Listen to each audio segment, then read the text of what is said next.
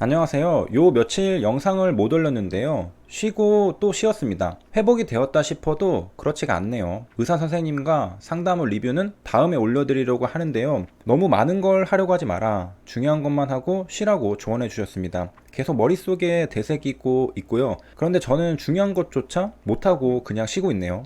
천천히 좋아지겠죠. 다시 열심히 해보겠습니다. 제 멘탈 터뜨린 분들 수고하셨습니다. 성공하셨습니다. 이번 시간에는 나노코박스의 근황에 대해 알아보겠습니다. 추석을 앞두고도 절차가 진행되고 있는데요. 여러분 풍성한 한가위 보내세요. 즐거운 추석입니다. 나노코박스 뉴스 기사는 솔직하게 말하면 조금 헷갈립니다. 저번에 윤리위원회 승인이라며, 그런데 9월 18일 오후 5시 45분 또 한 번 윤리위원회 승인이 나왔습니다. 계속 윤리위원회 승인은 나오는데 정작 중요한 긴급사용 승인은 아직이죠. 이번 승인은 아마도 추가 보안 자료에 대한 승인으로 보입니다. 나노제는 한번 보안 서류 요청을 받은 바 있죠. 그리고 제출하고 다시 윤리위원회가 검토 후 승인한 것 같습니다. 그래서 나노코박스는 베트남어로 된 뉴스 기사가 많이 나와도 제가 잘 안 다루고 있습니다. 번역이 확실하지 않고 재탕 기사도 있는 것 같아서 말이죠. 굿모닝 베트남은 그나마 한글 뉴스라서 신뢰하고 있습니다. 한국인 기자가 확인하고 기사를 쓴다는 믿음 때문이죠. 기자가 한번 확인하고 굿모닝 베트남 회사에서 한 번 더 검토하겠죠. 참고로 이 공장 내부 사진은 화이자 백신의 공장 내부라고 합니다. 독일에 있다고 하니 바이오엔텍의 공장일 가능성이 크겠죠. 화이자 백신은 편하게 화이자 백신이라고 부르지만 미국의 화이자와 독일의 바이오엔텍이 공동으로 개발한 코로나 백신입니다. 현재 시점에서 mRNA 백신이라는 최첨단 의약품을 만드는 공장의 내부입니다.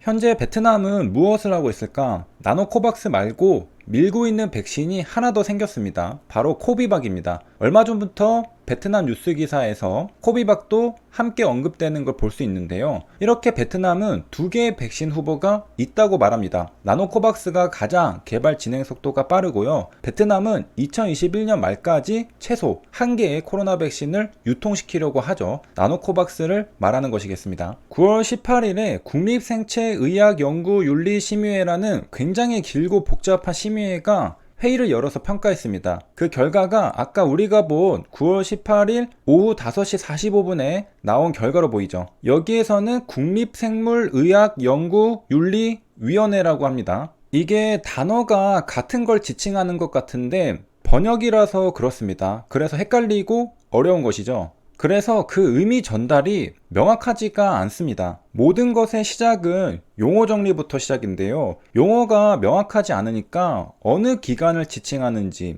어느 단계를 지칭하는지 그 의미를 파악하기가 어려운 것이죠. 그래서 저도 나노코박스 소식이 그동안 수없이 나왔어도 잘 다루지 않았던 겁니다. 확실하지 않으면 다루지 않겠다는 마인드죠. 분명 그 중에는 찌라시도 섞여 있었을 겁니다. 일단 크로스 체킹하면서 파악한 건 나노코박스에 대해 9월 18일에 열린 회의는 있긴 있었죠. 양쪽 뉴스 기사에서 다루고 있습니다. 그리고 윤리위원회가 심사한 걸로 보이죠. 임상시험을 심사하는 게 윤리위원회이고 나노코박스의 3단계 중간 임상시험 보고서를 승인했다고 합니다. 3단계라고 한다면 무엇을 의미하는 것일까? 뉴스기사 밑에 언급해 주는데요. 이건 13,000명을 대상으로 하는 임상시험입니다. 3A상과 3B상으로 나누어서 진행되고 있죠. 3A상은 1000명, 3B상은 12,000명입니다. 만약 여기에서 언급한 3단계 중간 임상시험인 3B상이라면 나노코박스는 또 한 번 엄청난 진전이 있었다고 볼 수 있습니다. 왜냐하면 이전에 윤리위원회가 승인한 임상시험은 제 기억으론 3A상이었거든요. 그런데 3B상의 중간 임상시험을 승인한 거라면 12,000명 대규모 임상시험에 대한 승인입니다. 그러니까 의미가 크죠. 혹시나 핀포인트 뉴스 기사도 검색해 보았습니다. 좀 더 자세한 편인데요. 9월 18일 베트남 윤리위원회는 나노코박스의 임상 3상 중기 임상시험 보고서를 승인했습니다. 그리고 이어서 보충 자료를 평가한 결과 3A상 결과와 3B상 초기 단계의 안정성 및 면역원성 요건이 충족됐다고 말합니다. 그러니까 3B상 임상시험에 대해서도 승인한 것입니다.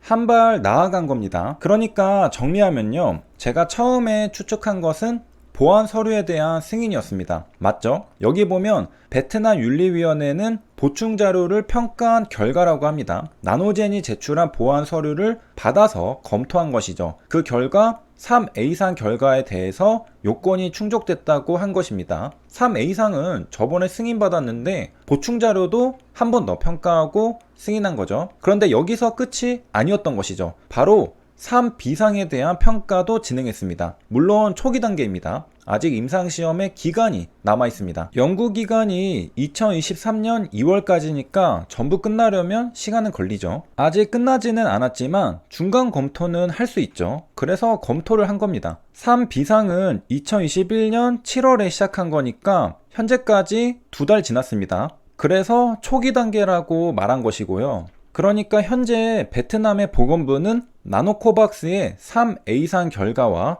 3B상 초기 단계 결과를 가지고 긴급 사용 승인을 시도하고 있습니다. 역시 이번에도 윤리위원회를 거친 뒤 현재 베트남 자문위원으로 이관된 상태입니다. 다시 한번 재도전하는 중입니다. 좋은 결과가 나오면 의약품 등록 증명서를 발급받게 되고 결과적으로 나노코박스는 베트남에서 긴급 사용 승인을 받게 됩니다. 정말 마지막 단계까지 왔다고 볼 수 있죠. 여기까지 그동안의 스케줄을 정리하면요. 윤리위원회는 8월 말에 나노코박스의 3A상 중간 임상시험 결과를 승인했습니다. 그리고 자문위원회로 넘겼고요. 8월 29일 자문위는 보안 서류를 요청했습니다. 그리고 나노젠은 보안 서류를 제출했고요. 다시 심사가 재개되었습니다. 그 결과 다시 한번 윤리위원회는 9월 18일 나노코박스의 3상 중간 임상시험 결과를 승인했습니다. 이전에는 전과 달랐는데 그건 3A상 결과뿐만 아니라